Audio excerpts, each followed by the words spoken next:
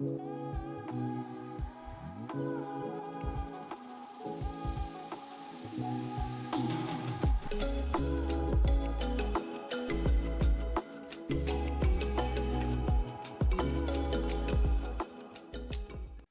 guys, it's Andrea here from Crafter Support and welcome back to the channel. Today I'm going to share with you putting a design on a Cricut Infusible ink bag. This is like an off-white bag, and I will have links below, affiliate links that you can purchase these. Now this is the large, I believe. I don't think it's the extra large. This one is 19 by 14 inches and it's nice and big and it'll hold a lot of nice stuff. The handles are nice, nice and secure. So it's going to hold so much stuff. So I take a lot of books with me. I'm always taking like my Bible journal, things like that I use. And I just wanted a cute bag for spring. So we're going to make this. And the things you're going to need if you're new to using infusible ink, you're going to need a green mat, some butcher paper. Now you can purchase this through Cricut, or you can just use the butcher paper you get at the store. And then, of course, you need your infusible ink transfer sheets. This one is called Patterns Distressed Berry. So I thought this one was really pretty for springtime. And yeah, so I would also use a brayer if you have one. Brayers are fabulous to work with when putting your material down on your mat, because the best way to get a gray cut is to have a sticky mat and your material pressed down really, really well. And when you're using infusible ink, you want to make sure that you're not handling the ink a whole lot. So by using, make sure you're not using any lotions, make sure your hands are nice and dry and clean, and use a brayer and you'll be fine. The other thing I just had was my Cricut roller, and I'm going to be using that just to make sure when I measure for my design that it's the size that I want it. If you're doing a smaller project, you could have your personal trimmer nearby, but I think mine's going to be pretty big. I don't think I'm going to need my personal trimmer for it, but I might, because I want to save any pieces that I don't use. All right, so let's jump in and get started. Okay, so now that we're on Design Space, I want to go to Upload. And I want to view all of my uploads because I know that I have an image on here that I want to use. I just don't remember what it was called or where it's from or any of the important things that I need to know in order to make it. So I'm going to scroll quite a bit.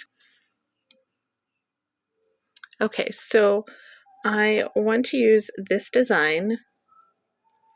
I think this one is from, oh shoot, I think this one might be from Design Bundles. Okay, so add to canvas, and then we're going to go to view. All right, and now they're all added. So I don't want all of these, obviously, so I want to go up here to ungroup. And I'm just going to ungroup them and then click on the ones that I want to get rid of. So let me decide which one I wanted to keep. Okay, so I have to click off, and then I'm going to click on this one and delete it, and this one and delete it, and this one, and this one, delete, this one, delete. Okay, I just want this one, but I want to make it pretty big. So I want it to be at least 11 wide, and I'm going to have to unlock it because it's pretty high. So let's unlock it up here and let's see how big I can make it without like messing with the design itself. See if I can get it at 11. Okay, well, that's pretty good. And what I wanted to do was put my initials in here. I thought that would be really cool. So we could go down to monogram, and I already have my initials in here, and I think this is the one I want to do. But how you do this is you come up to these blocks and you click on them, and then you put in what initials you want it to go by, and then you choose what order that they go in. So I want mine to be like this, or like this. I kind of like this one. So then you click over here and you decide which one you like, and then you click add to canvas, and then your monogram will show up. If you need a better tutorial on that, I can do that, guys. I was just wanting to get this made today, and I'm going on a trip with my daughter soon, so I wanted to have a nice cute little bag to carry with me.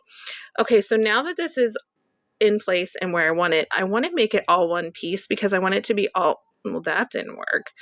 If that ever happens, guys, just go up to undo. If you move it in the wrong direction, just go to undo and it'll line it back up. Okay, so what I want to do now is I want to highlight all of the pieces, and I want to click down here where it says combine, and I'm just going to weld it all together, and that will make it one color. So it's going to be one color on my bag anyways, and I'm absolutely good with that. So this is what the actual project will look like. Let me see if I can zoom out for you. If you ever need to zoom out, right down here on the bottom of your screen. So like say you have stuff all over your screen and you're like, where did it go? If you just use this, you can go as little as 25%, or if you're trying to zoom in on a really small piece, you can go as clean up to 200%, 250, 300, 400. So you can go as clear up to, wow, there's a lot. You can get in really close if you need to. So that's for something, if you were doing a very tedious design, you could zoom in super close and be able to create like that. So this is what the image is going to look like. And remember, whenever we go to make it, we have to flip the image. We're going to mirror the image. So let's go over here to make it. And even though I'm using my Maker 3, I'm going to be using a matte. And it's the 12 by 12. Click continue. And here it is. Now it says edit selections for each material here. You can say got it. It's going to stay on the mat, the 12 by 12, and we're going to mirror the image and just take a little peek to make sure it's exactly how I wanted it, and it is. And now we're going to go to continue. So now it's just connecting to my Maker 3. And I need to pick Infusible ink transfer sheets. Now I have this saved, but if it's not showing up in your little space right there, just click browse all, and you can type up here Infusible ink, and that's where it'll be. So I'm just going to click on Infusible ink, and I'm going to keep the default pressure. It works really well for me. And now we're going to go ahead, load my mat with the Infusible ink I'm using, and then load it into the machine. And when you're using Infusible ink, you're going to want to put it the paper side up, and you'll see like a shiny side on the back. That is the part that goes down. So this is a newer mat, so it is going to be really sticky. So what I think I'm going to do is just go with my normal up in the left-hand side corner. And I do this, I turn everything at an angle, and it seems to work really, really well for me. I'm not trying to touch it a whole lot, but I do have to get it down this way. And then I'm just going to take my brayer and I'm going to press it down. So if you haven't gotten a brayer yet, I highly recommend it.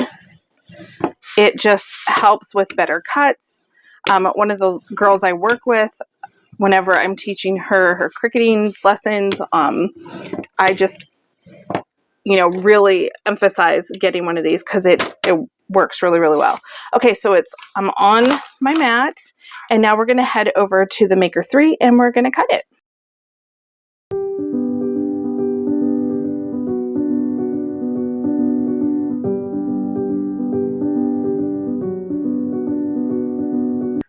Okay, so when you're using Infusible ink, again, you don't want to touch it too much, but you do obviously have to touch it to weed it.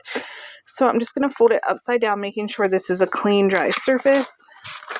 And I'm just going to peel it off. You don't have to peel it off this way. I prefer to peel mine this way just because it already has a tendency to roll because it's Infusible ink. And then I just pull my cover off of there. And guys, I have a really easy way, and I keep telling you this. Once I have one more thing to paint, and then I want to do a reveal of my craft space. But I just have special Cricut hooks on my wall in front of my desk, and I just hang all my stuff on there. So it's easy for me to put the plastic back on the mats if I choose to keep that particular plastic. Okay, so now it's all set and ready to go, but here's what we're going to do. There's a lot of little pieces to this design, and what we're going to do is just kind of roll it. I like to do mine at an angle, like everything I do feels like with Cricut is at an angle. So I'm just rolling it at an angle, usually the opposite way that the infusible ink was stored. So you can see it was stored this way because it has a tendency to roll that way. But when I roll it up to like manipulate it, I'm going to come the opposite way. It's a little bit loud. It's going to be cracky. Okay, so that's what I do. And now I'm just going to come down here to the very corner, and I'm just going to crack through the paper.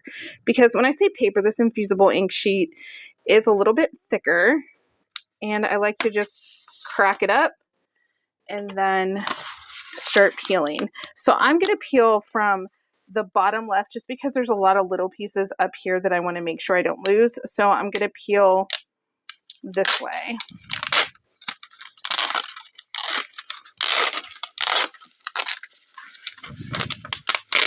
So the pieces that I could possibly lose are super tiny. And if I lose some of them, it's not a big deal, but I'm hoping to get the majority of them to stay down because they're stars. And I'm actually going to put my roller over them because they're like the fireworks that were in the background. And I'm going to see if I can keep the majority of them. The transfer sheet that's on the back of your infusible ink is super sticky, and that helps with the weeding. So I think we're doing good so far. Just being very careful, watching as I'm peeling. I just have like a coughing fit. Still not 100% from when I was sick. All right, so far so good. I haven't lost any. It's peeling up rather nicely. This piece is tearing, but that's okay because it's going to go down in there. I'm good with that. And I'm just going to keep peeling this way.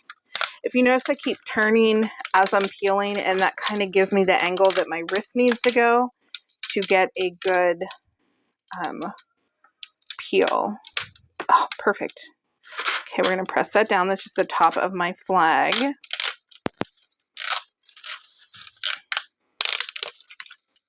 And oh, this turned out so cute. I'm just going to wiggle all the pieces aside. And this little piece here that kind of pulled up on me is no big deal. We're just going to peel that off. And now we have some inside pieces that I need to get up. So like where the windows are, I don't want to use that. I want to use this. So it sounds like it's breaking and tearing. That's actually what it's supposed to sound like. So don't let it scare you. Don't let the noises scare you. All right, there we go. So now we're ready to take it over to our heat press and press it. Okay, so I'm going to be using my pull down press today, and this one has a swivel head. I am in the market for a clamshell one that closes like just as a pull down that doesn't swing, but I'm still trying to decide which one I want. But anyways, so I put this bag in, and I did make a mistake whenever I was pressing it, but the bag still turns out super cute. But I wanted to preheat it just to press down the wrinkles that were in it. Normally I would take a lint roller and kind of like lint roll it all off, but I was just making a bag for me. Sometimes whenever I make things, I just make them for me. And I don't always do all the things I teach you guys to do, but I want your projects to turn out perfect. So, but make sure that you're putting the butcher paper down on your press, whatever you're pressing, and a piece of butcher paper inside the bag. And when you're laying your bag on your especially if you have a pull down press, this is where I made the mistake. Make sure that the end of your bag, like the little puckered part, is completely off, like hanging off of your bag. Otherwise, whenever you pull down the press, I think it kind of messed with it a little bit. But I have mine set at 385 for 60 seconds. And I think it turned out super cute. All of the ink has transferred from the transfer sheet onto the bag. And all right, guys, so what I think happened was whenever I was pressing this, the material shifted a little bit because I think I had too much pressure on my pull down press. That's why I like to use my easy press when I do infusible ink, but I didn't have one big enough to do one full press at a time. And I probably should just use it anyways, but I was just thinking that I should just use my pull down. So yeah, it probably would have turned out better if I used my easy press and didn't move it, but it still turned out cute. I like it. I'm still going to use it this weekend while I'm away with my daughter.